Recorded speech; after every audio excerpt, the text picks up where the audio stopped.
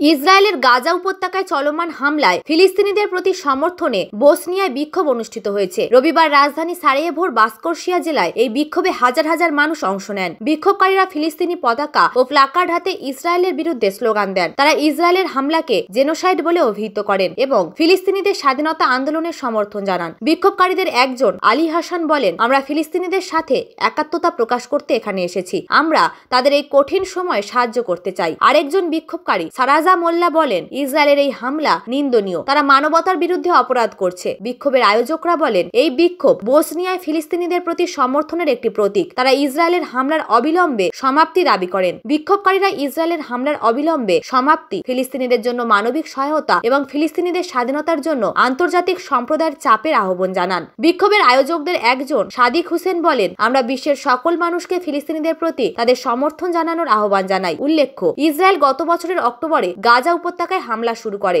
এই হামলায় 30,000 ফিলিস্তিনি নিহত ও অসংখ্য মানুষ আহত হয়েছেন। 12,000-এর মতো বেশি শিশু নিহত হয়েছে এই হামলায়। বিক্ষোভে অংশগ্রহণকারীদের মধ্যে উল্লেখযোগ্য ছিলেন বসনিয়ার জাতীয়তাবাদী দল এবং ইসলামপন্থী দলের কর্মীরা। বিক্ষোভে অংশগ্রহণকারীরা ইসরায়েলের হামলাকে ফিলিস্তিনিদের উপর গণহত্যা বলে অভিহিত করেন এবং ইসরায়েলের অবিলম্বে গাজা উপত্যকা থেকে সরে যাওয়ার দাবি জানান। বিক্ষোভের পর বিক্ষোভকারীরা সারায়েভোর কেন্দ্রস্থলে একটি সমাবেশ করেন। সমাবেশে বক্তারা ইসরায়েলের হামলাকে নিন্দা করেন এবং ফিলিস্তিনিদের জন্য আন্তর্জাতিক সম্প্রদায়ের চাপের আহ্বান জানান। এই বিক্ষোভ বসনিয়ায় ফিলিস্তিনিদের প্রতি সমর্থনের একটি প্রতীক। এটি দেখায় যে বসনিয়ায় ফিলিস্তিনিদের সমস্যা সম্পর্কে জনমত গভীরভাবে উদ্বিগ্ন।